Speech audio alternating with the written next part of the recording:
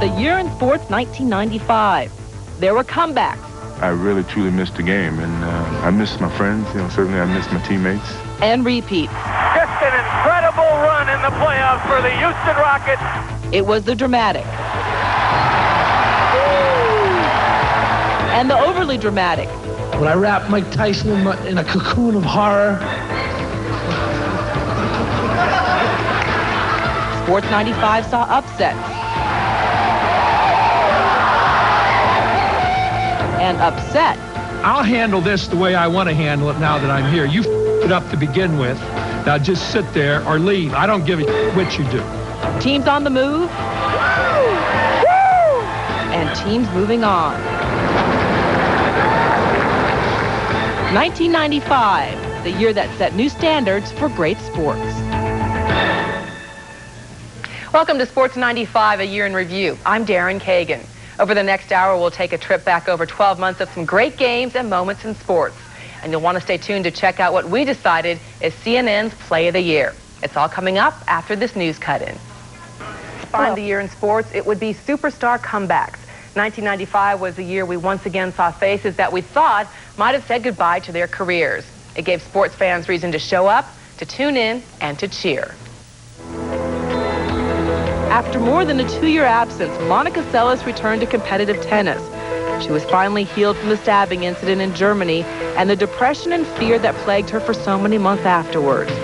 Michael Jordan finally decided to forget his dream of becoming a Major League Baseball player and came back to the Chicago Bulls. The world's greatest basketball player lasted 18 months in retirement before rejoining the Bulls late in the regular season. Few expected Mario Lemieux to be in shape to resume his NHL career. A battle with Hodgkin's disease and a bad back kept Lemieux off the ice for a year and a half. But now Lemieux is back with Pittsburgh, and Super Mario is better than ever. And who would have dreamed we would once again see Ernie Irvan behind the wheel of a race car? In August '94, Irvan suffered a near-fatal crash at Michigan International Raceway. He lay in a coma for 7 days. When he awoke, he became obsessed with his comeback. And then there was what many consider the most controversial of comebacks. Boxer Mike Tyson was released from prison after serving half of a 6-year sentence for rape. Almost immediately, he began the trek to reclaim the heavyweight title. Nick Charles looks at how prisoner number 92335 of the Indiana Youth Center returned to his mansion, the ring, and millions of dollars in prize money.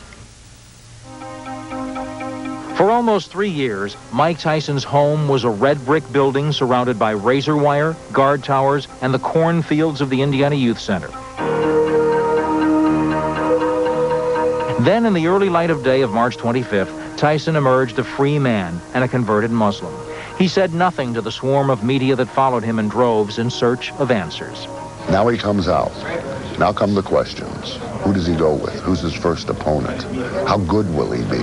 Will he be the Mike Tyson that everyone thinks he is or was?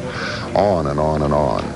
5 days later, Tyson drew another crowd of media, this time in Cleveland, where he read from a prepared statement and took no questions. But I'm here today to make a statement about my profession's future. There's been a lot of speculation about my plans, and here they are. I will fight again.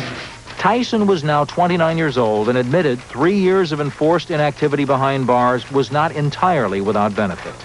Well, I got a chance to look back at my life in retrospect and just to clean up a lot of cobwebs in my closet.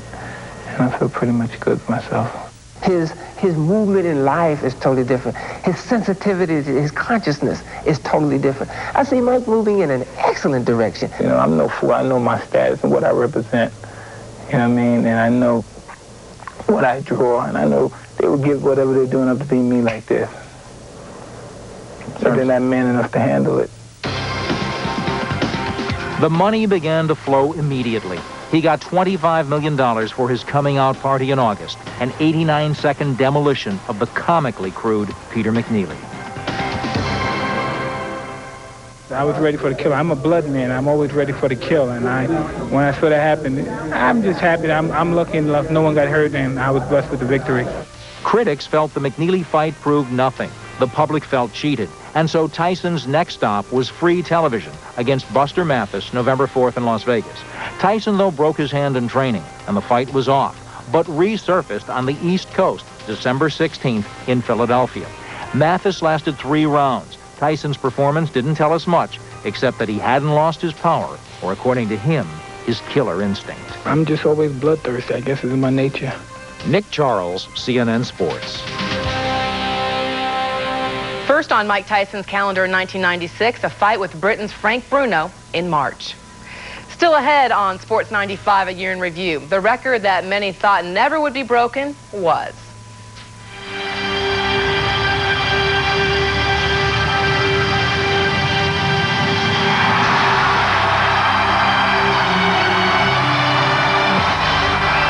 Relive the celebration coming up.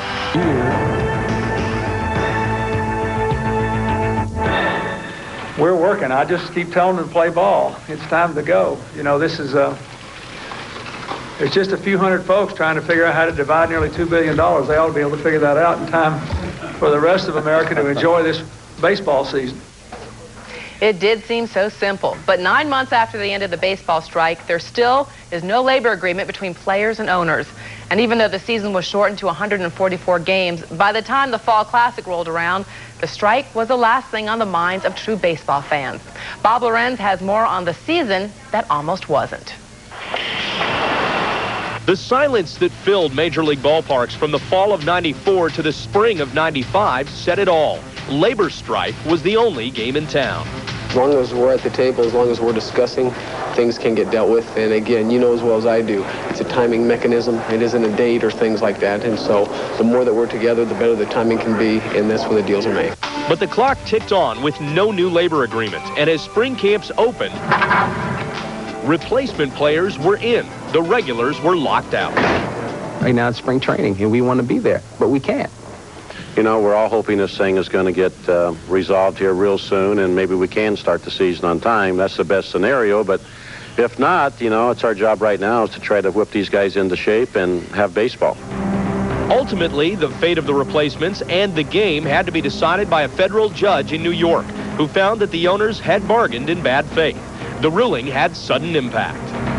The clubs are delighted to announce we have accepted the union's unconditional offer to return to work. The players are back, the game is back, and we are very happy about that. Come right in. With the regular major leaguers back and the fences apparently mended, it was time to work on the fans. But for a while, the fans didn't want to listen. Attendance was down everywhere as fans found a variety of ways to vent their frustrations. The game also lost a bit of its spark with the passing of Yankees legend Mickey Mantle, who lost his battle with liver cancer. Eddie Murray has done it! The 20th player in baseball history to reach 3,000. Through the darkness, many shining moments emerged. In LA, Nomomania breathed new life into the game and attracted a new audience. In Seattle, the Mariners shed their losing label by reaching the playoffs for the first time ever, thanks to heroes like Edgar Martinez. The throw to the plate will be late. The Mariners are going to play for the American League Championship. The expansion Rockies also pumped baseball into the veins of Western fans, making the playoffs in only their 3rd year of existence. And in Cleveland, the long wait was over. They have won the American League pennant. 41 years it took, and now they have another championship. Through it all, the 2 best teams during the regular season prevailed. The Indians kept hope alive for their fans, but the desire of the Braves to finally win the World Series could not be denied. Bob Lorenz, CNN Sports. While the Braves finally did what they failed to do the last 3 postseasons, Cal Ripken Jr. did what many thought would never be done, break Lou Gehrig's record for consecutive games played. When the Baltimore Orioles shortstop made it to the 5th inning of game number 2,131 on September 6th, baseball fans shared a moment that could even make the most cynical fan fall back in love with the game.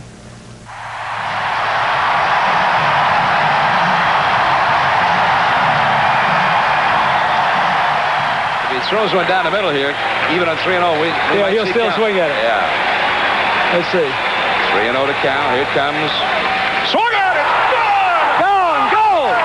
Yes.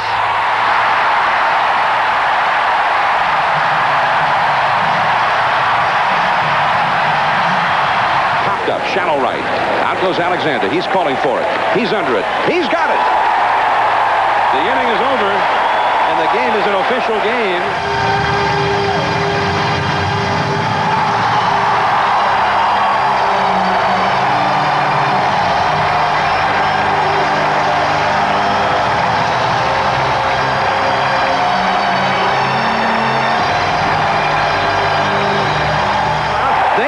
Take a jog, I think.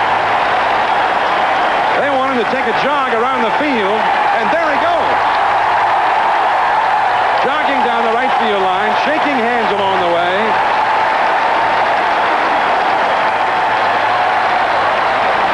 Stopping to exchange handshakes along the way, especially with the folks who bought those seats, the money going to charity.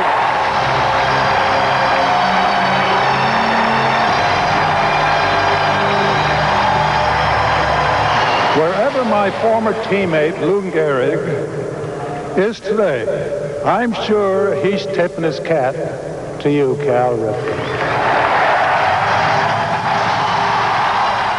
And Ripken's not done yet. By the time the 95 season was over, he'd extended his streak to 2,153 games with no end in sight.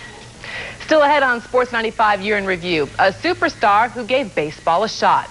Can you guess who we're talking about? From North Carolina, Edgar,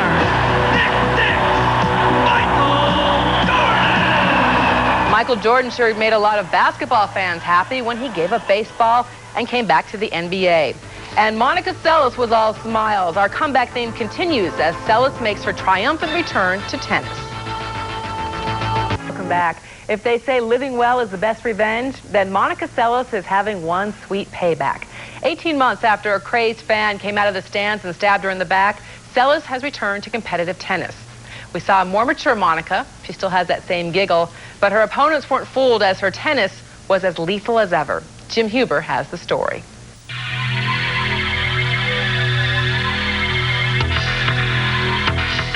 The nightmares are almost gone now. It's the daymares that aren't as easy to get rid of. Days when Monica Seles can still feel the kitchen knife slice into her back, hear the commotion, the gasps of the crowd, recall her own reaction. All I just felt was like, woo, something in my back, and I automatically went forward because I know something went in. I don't know how big it was, or and then I just saw blood coming out. Sometimes it seems like a million years ago, and other times like last hour. It was, instead, the 30th of April in 1993 when the German lathe operator with the Steffi Graf fixation took it upon himself to eliminate Graf's chief rival. On the 8th day of this past June, she made her first public appearance with a tennis racket in her hands, conducting a clinic at the Special Olympics, those hands so uncharacteristically trembling, full of perspiration. I was very nervous in the beginning because of the crowd and just the electricity, and I haven't had that for a long time.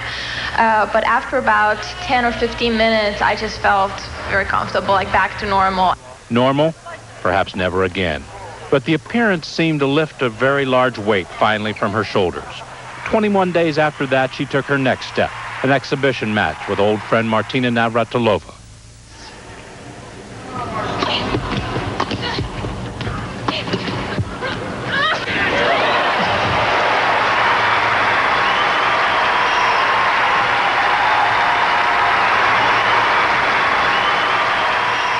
Today, when I walked from the locker room into the court, it was just unbelievable feeling. I mean, I can't even put any words. I mean, it was just great.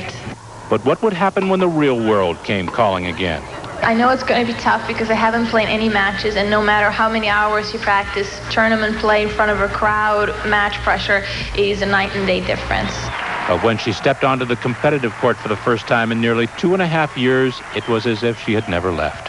There in Toronto, roaring through the field for the Du Maurier, beating Amanda Coetzer in the final 6-love and 6-1. I played so well before this all happened, and for a long time, as I said before, I didn't see the light. And now to be part of the light, at least in my tennis career, is great. Monica Seles entered only one other tournament in 1995, the United States Open, losing in the finals to Graf in what was called by some one of the best women's matches ever at the Open. It's been very exciting to be playing again and just being out there, feeling everything once again, where it was such a routine before. And as long as I keep having fun, that's what's going to matter to me the most. And though she would likely never be the same woman ever again, she was definitely back. Jim Huber, CNN Sports. Sore knees from too much practice and too many hard courts in her brief comeback forced Seles to withdraw from other tournaments she had planned to play following the Open. But she is expected to resume her career in January at the Australian. Two great quarterbacks get our attention when we come back on Sports 95 Year in Review. Their poses might look the same, but their stories told two different tales as Joe Montana steps into retirement and Steve Young steps out of Montana's shadow. And while some were temporarily packing up their things, others were hitting the road for good and moving out. Plus, this was a great play, but our play of the year was even better. Stay tuned to find out what we picked. Good morning, guys. Just a minute. The Stanley Cup. It's the oldest cup sports teams compete for in North America. And for the first time, the New Jersey Devils earn the right to call it their own. 3, 2, and 1, and the oldest trophy competed for in North America. Former Stanley Cup has made its way to the Lincoln Tunnel, to the Meadowlands, to the Garden State. The New Jersey Devils are the 1995 Stanley Cup champions.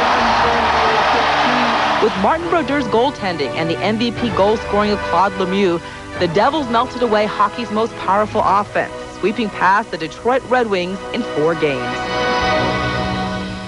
And the NHL is the setting for our next comeback story, but that just about underestimates what Pittsburgh's Mario Lemieux is accomplishing. Go ahead, call him Super Mario. After all, he was off the ice for a year and a half, battling Hodgkin's disease and back problems. But he's back, and maybe better than ever. Lemieux says he's still not 100%, but don't tell that to the rest of the league. He leads the league in scoring and could be skating back into the record books. Only Wayne Gretzky has broken the 200-point mark for a season, and if Lemieux keeps up the current pace, he could challenge that record. His coach, Ed Johnston, says with him, you can never rule anything out.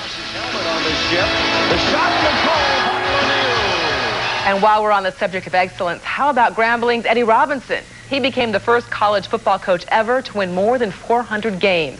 As we look back on the year in college football, Robinson is just one example of some of the sweetest rewards in sports can be a long time in coming. Just ask Nebraska's Tom Osborne. 22 years. That's how long it took for Nebraska's Tom Osborne to finally capture his first national championship.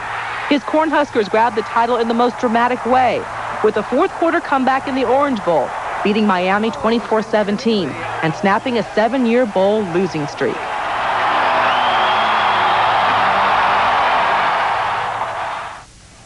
The 1995 season kicked off with the biggest surprise of the year, coming from Northwestern. Gary Barnett's Wildcats lived up to their slogan of expect victory by stunning Notre Dame on opening weekend in South Bend. But the Cats weren't done there. They also knocked off Michigan and Penn State, en route to a 10-1 season and the school's first Rose Bowl berth since 1949. Nebraska rolled through an undefeated regular season on the field, but the road wasn't quite as smooth off the field. There were a number of distractions, most notably the arrest of one-time Heisman hopeful Lawrence Phillips, accused of assaulting his girlfriend. Phillips served a 6-game suspension, but his reinstatement to the team brought heat to head coach Osborne. Another Heisman candidate, Iowa State's Troy Davis, became only the 5th running back in history to get 2,000 yards in a season. But unlike the 4 before him, he did not win the Heisman Trophy. That race came down to 3 players. Ohio State's Eddie George edged out Florida's Danny Werfel and Nebraska's Tommy Frazier. But it'll be Frazier and Werfel who will get the chance to slug it out for the national title 5 days from now in the Fiesta Bowl. Still ahead, the year in the NFL, a season that left some fans puzzled, but actually it was pretty simple. Just ask Buddy Ryan. It's an old-fashioned butt kicking, and we furnished the butt, and no question about it. Defensively, we didn't do anything right. I mean, we were terrible from the word go, for no excuse. 98 didn't play because he's sick, but I mean, we got to be able to play without 98, or 58, or anybody else. Number 23 sure played Mike's magical ride from baseball to basketball and beyond when we come back.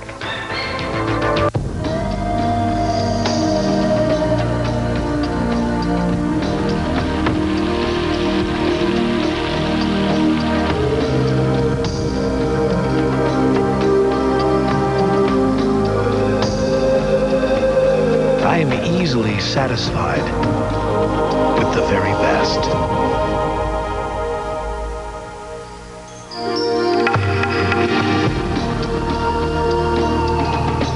Okay, now let's take With a dry hacking cough, you're not exactly popular. You sound terrible. Good thing there's Robitussin Maximum Strength. You can't buy a stronger cough medicine without a prescription, and it's from the brand recommended by more doctors. So it helps things get back to normal. Lucky you.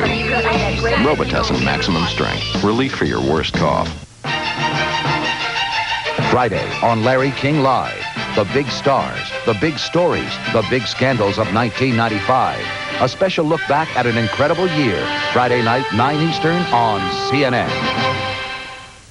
It was a year of terrorism and the trial of the century. A setback for peace and a chance for peace. Look back at the year in review on CNN Presents Sunday. I get no time out for pain, so I stop pain on the spot with the Icy Hot Chill Stick.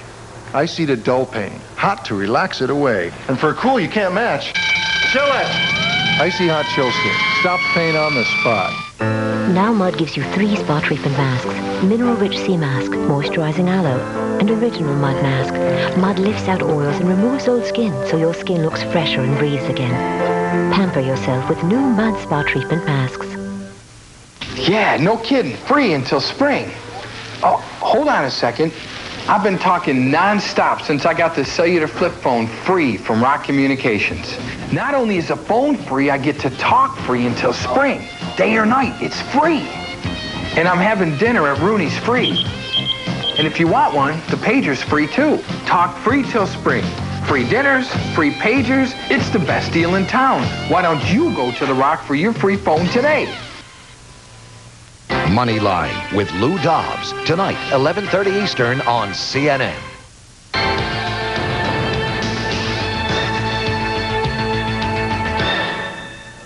What a difference a year and a half makes. Enough with baseball, basketball was back on the mind of Michael Jordan. For 2 weeks in the beginning of March, sightings of the man simply known as Air were scarce, but rumors of his return to the Chicago Bulls were rampant. Fred Hickman has the story.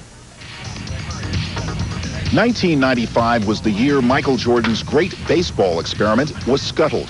His skills wouldn't allow him to compete at the major league level. The baseball strike picket line was a barrier he would not have crossed anyway. Shortly thereafter, the sightings began. Jordan secretly working out with the Bulls. Jordan getting big shipments of new basketball shoes. And finally, Bigger than the Beatles. Think another championship. I think it's going to help the economy. I want to be Mike like. 6'6" from North Carolina, number 45, Michael Jordan. Jordan's return to the Bulls after a 21-month retirement came at Indiana, March 19th, but still there were surprises. Gone was the familiar number 23. Instead, Jordan wore number 45, his baseball number.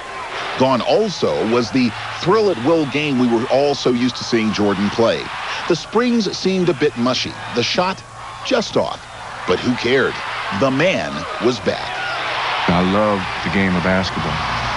And at the time, maybe when I made the decision, it was the right decision for me. I felt mentally, you know, and in 18 months, I mean, I experienced a lot, you know, going to baseball and going, I guess, back in my roots about the hard work and the level of dedication that you have to put forth to achieve what you want.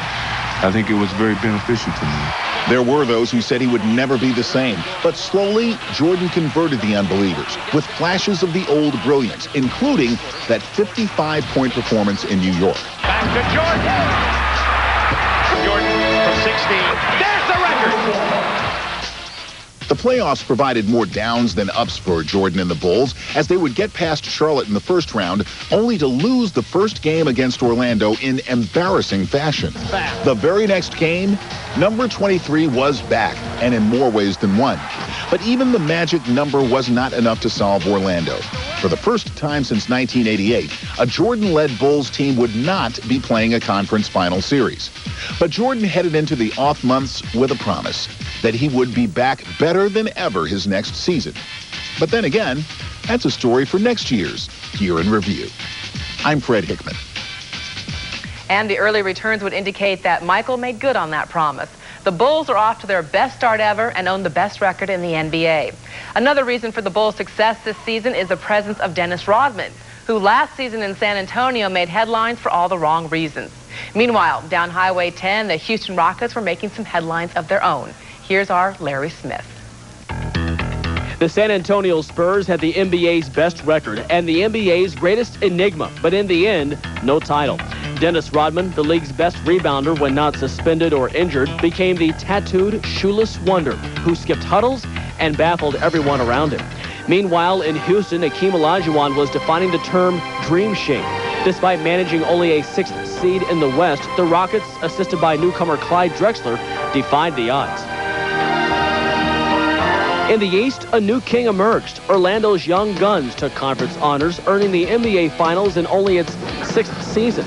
But there was no magic to be had versus the Rockets. Olajuwon wrapped up his 2nd Finals MVP as Houston became the 5th franchise to win back-to-back titles, sweeping past the Magic.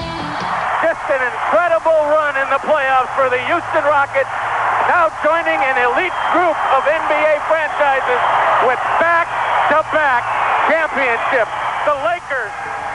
While the Rockets were building an era, another came to an end. The Boston Garden, home to 16 NBA championships, hosted its final game, giving way to the youth movement of the 90s.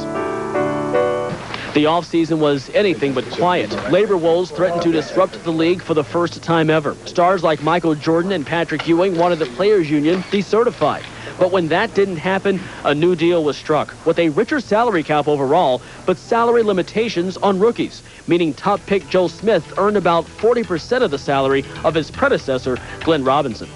The league opened the new season by going international as the Toronto Raptors and Vancouver Grizzlies began play, the latter losing 19 in a row.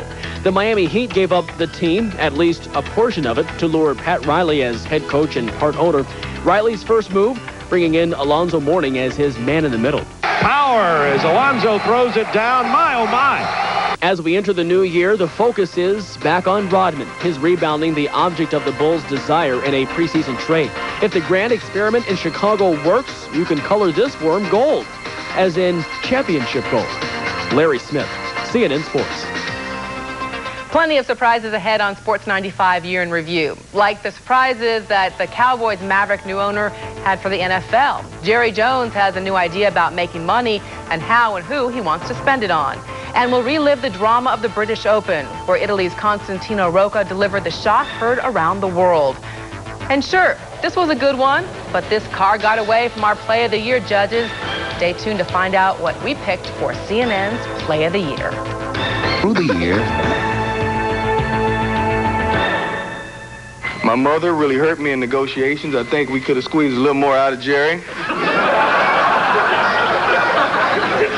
But she's down there in Fort Myers talking about, yes, I want my son to play for Dallas Cowboys. And I call her, I say, Mom, negotiating. You can't say stuff like that. We got to make him think we want to go somewhere else.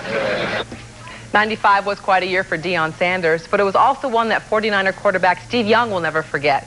As Paul Crane explains, it was a year that Young finally escaped the shadow of former 49er quarterback Joe Montana. Steve Young had always been thought of as a quarterback with great potential, but even a Most Valuable Player award did not qualify him as being great. That came in January of 1995, not because of his second straight MVP, but because of the last two games he won. the NFC Championship game against Dallas, and Super Bowl 29 against San Diego, where the Niners won an unprecedented 5th title, and Young won a name for himself. All along, I felt that I was playing great football, and there's, the critics and the skeptics continue to backpedal, and, I got them backpedaling pretty fast, but they still had this game to fall back on. Not anymore. Steve Young would throw a Super Bowl record 6 touchdown passes, something not even Montana had done. It meant a lot to me personally to be able to play that way in the big game. Like I talked earlier, you set a standard for yourself, and then you live up to it, and suddenly you find yourself the MVP of the Super Bowl. While Young was basking in the sunshine of Disneyland, Joe Montana was coming to terms with calling it quits. Not that one actually had anything to do with the other, but nonetheless, 1995 is the year Young arrived and Montana left. With 3 Super Bowl MVPs, 4 Super Bowl championships, and a legacy which could last forever. Everything about him, and I knew it years ago, was just, it was just competitiveness, it was just genius, and it was magic, and it was winning. And that's the way I'll always remember him.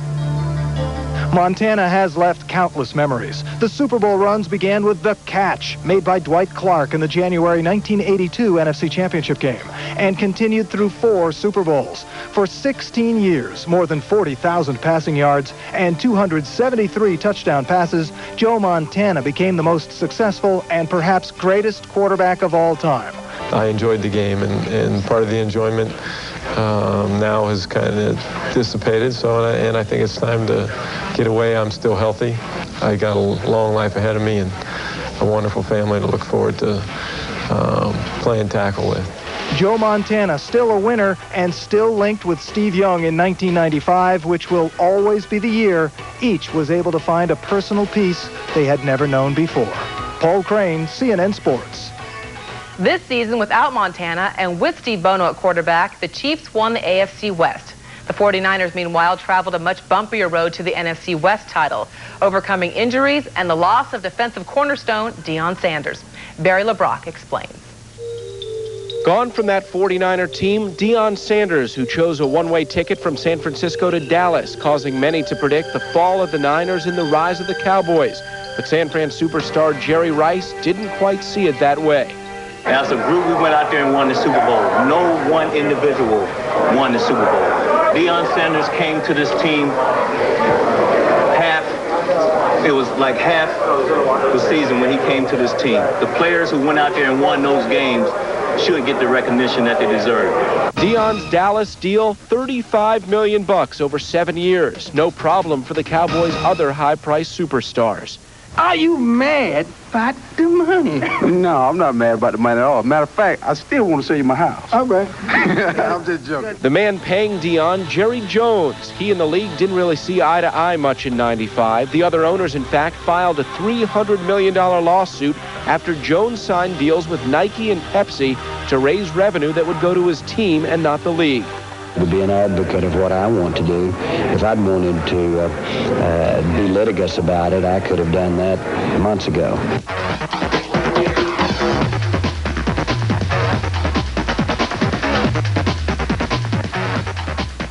Crushing quarterbacks now often comes with a price tag. New league rules have been instituted to protect the glamour guys, and as a result, fines have been handed out this season from the commissioner's office like cigars from a new daddy.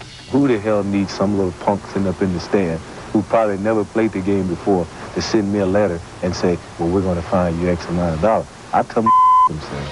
As usual, Miami's Dan Marino avoided the rush in '95. The year saw Marino capture virtually every meaningful career passing mark, including total yardage, touchdowns, and completions. The star-packed Finns, picked by many to go to the Super Bowl, sputtered after a 4-0 start. They lost 6 of their next 8, leaving legendary coach Don Shula to bear the brunt of the backlash.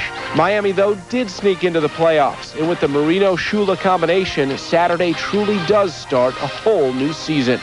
Barry LeBrock, CNN Sports. The league welcomed 2 new expansion teams, Jacksonville and Carolina, who fared better than most predicted and far better than the last 2 expansion teams.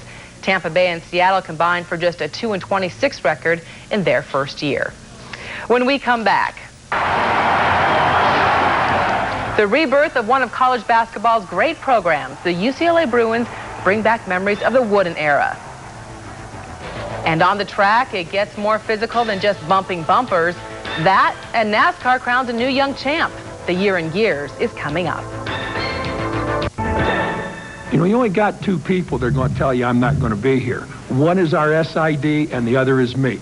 Who the hell told you I wasn't going to be here? I'd like to know. Do you have any idea who it was? Yeah, I do, Coach. Who? I'll point them out to you in a while. They were from Indiana, right? No, they're not. No, weren't from Indiana, and you didn't get it from anybody from Indiana, did you? Could we please address No, I'll handle this the way I want to handle it now that I'm here. You it up to begin with. Now just sit there or leave. I don't give a what you do. Now, back to the game. That would be a good idea. Between the years of 1963 and 1975, John Wooden's UCLA Bruins won an incredible 10 national titles. Since then, an almost endless parade of coaches tried to recapture that Wooden magic, all unsuccessfully. But in 1995, the magic was back in Westwood. The road through the Final Four did call for some final second heroics. Tyus Edney's on the floor with J.R. Henderson, Kobe Bailey, and also Ed O'Bannon. Cameron brings it into Tyus Edney. Edney with the basketball into the front court. Down through the lane. Goes down. Yeah, baby! Yeah, baby! LeBron wins! Yeah, baby! Scored it! Unbelievable! How in the world did he go the entire way? With a one-point win over Missouri, the UCLA Bruins were catapulted into the NCAA Finals against Arkansas. But they had to face the Razorbacks without hero point guard Tyus Edney, who sat on the bench with a bad wrist. So the Bruins turned to the inside domination of Ed O'Bannon and George Zedek to reclaim the throne they last held 20 years ago. And just as impressive and exciting as the Bruins, the women's champions, the University of Connecticut Huskies, led by co-captain Rebecca Lobo. They finished up a dream season with their first national championship. The title was the final prize of a 35-0 season, which, by the way, is the most victories ever for any Division I basketball team, men or women. The Duke Blue Devils were happy to welcome back Coach Mike Krzyzewski for the 95-96 season. The Blue Devils fell apart last season after Coach K left the team in January due to recurring back problems and exhaustion. A team that had been in the Final Four in 5 of the previous 6 seasons didn't even make it to the NCAA tournament. There's no doubt about it, sports and competition can get frustrating. NASCAR fans looking back on 95 will remember at least one driver losing his cool. Happened back in June at the Michigan 400. Michael Waltrip had it with fellow driver Lake Speed. So he went over to Speed's car and punched him through the open window. The Texaco Haviland 4, number 88, Ernie Irvin. Speaking of comebacks in 95, none was more emotional than that of Ernie Irvin back behind the wheel. Even doctors didn't think he would survive a near-fatal crash on a Michigan track in August 94. Not only did he make it, soon after he came out of a week-long coma, he told his wife he wanted to get back to the racetrack. And Irvin saw that dream come true on a racing weekend in October in North Carolina. He wore a special eye patch to combat double vision. Other than that, he was the same old Ernie. He plans to expand his season in 96 and will return behind the wheel of Texaco number 28.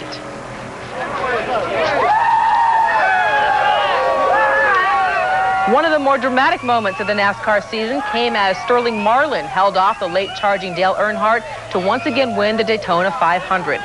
Marlin became the first driver since Cal Yarborough in 1984 to win back-to-back Daytonas. It was a tough season all around for Earnhardt as he failed to win Daytona yet again. And then he made a late charge for his 8th Winston Cup title. But he was held off there too. 24-year-old Jeff Gordon showed NASCAR there's a new generation of drivers to contend with as he took the title, earning his first Winston Cup championship. Another successful 24-year-old was Jacques Villeneuve, who in only his 2nd year quickly moved to the head of the IndyCar class. Our Nancy Newman has that and much more. 1995 brought several sporting shots heard around the world.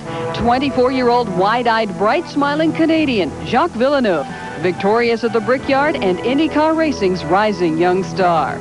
Golfing glory was once again thrust upon an enigmatic American. John Daly thought he had safely secured the British Open Championship after Italy's Constantine Rocca flat-out chunked a wedge into the 18th green and thus needed birdie to force a playoff. Rocca then made a putt for the ages, but the drama ended there, though. Daly marched through the 4-hole playoff and into British Open history. The world watched as the best player in the world never to win a major did just that. The round of his life was capped by the shot of his life with a 4-wood on 18. And after 12 years on tour, Corey Pavin dispelled the label and disposed of the monkey. He was U.S. Open champion. However, few moments could match the emotion of this year's Masters. I had a 15th club in my bag, and that was my old teacher, Harvey Pinnock. A heartbroken Ben Crenshaw in the aftermath of the death of his lifelong teacher and mentor, Harvey Pinnock, becoming king of Augusta. The green jacket, size 40 short, the perfect fit of a dedication. Perhaps golf's biggest winner was the Ryder Cup itself. The European contingent was expected to lose decisively and thus destroy the competitive equilibrium. Europe did not lose. It celebrated a dramatic come-from-behind victory. But on a gray Moscow afternoon, the world mourned the loss of a champion. On November 20th, 28-year-old Alexander Grinkov and wife Ekaterina Gordieva were practicing their routine when suddenly Grinkov slumped to the ice, dead of coronary artery disease. G&G were the greatest pair in pairs skating. They won the world's hearts and each other's en route to 2 Olympic golds and 4 world titles. We thank you, G&G, for your greatness and the gift of Symphony on Ice. Why are rebel forces in Peru fighting against the current government? Well, I think to become a rebel force, wouldn't you at some point determine that you had to rebel? I think. Sometimes life calls for deeper answers. That's why there's CompuServe. No online service has more informed user groups, more comprehensive databases, and In a year of comebacks, several sports franchises have decided to take off, moving to new cities for promises of a shiny new stadium and more money. Houston to Nashville, Quebec to Colorado, Los Angeles to St. Louis. It created such a confusing picture, and nowhere is it more confusing than in Cleveland, where Browns fans are on the verge of losing their beloved NFL team. As a native of Ohio, CNN's Vince Cellini grew up on the Cleveland Browns, and now he tries to explain to his kids why they won't.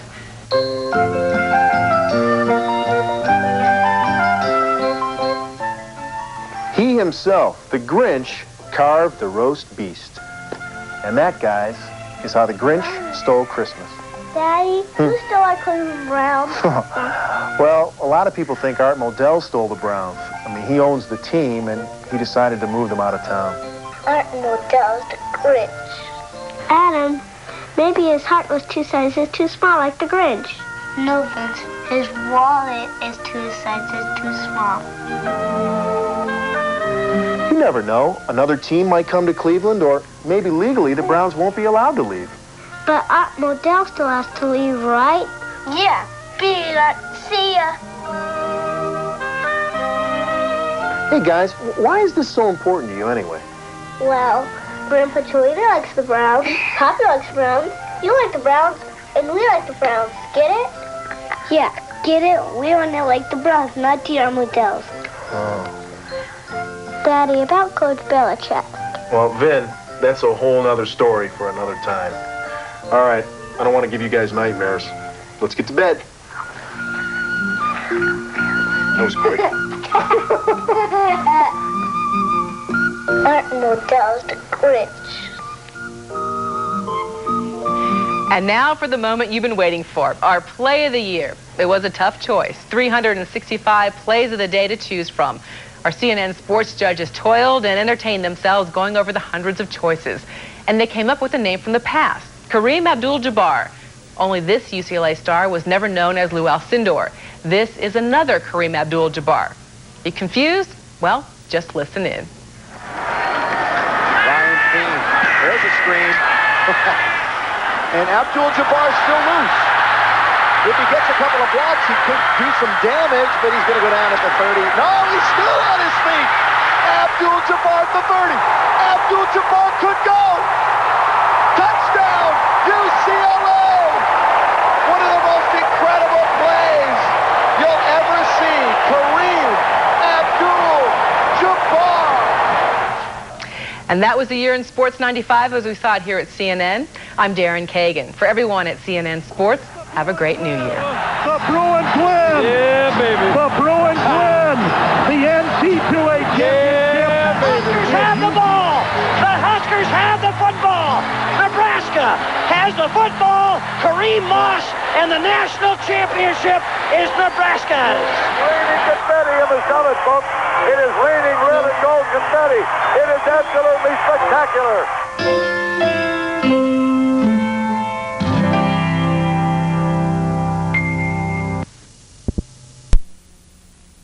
To Yanulis. He'll pop for three. Not going to go this time. Bakari rebounding.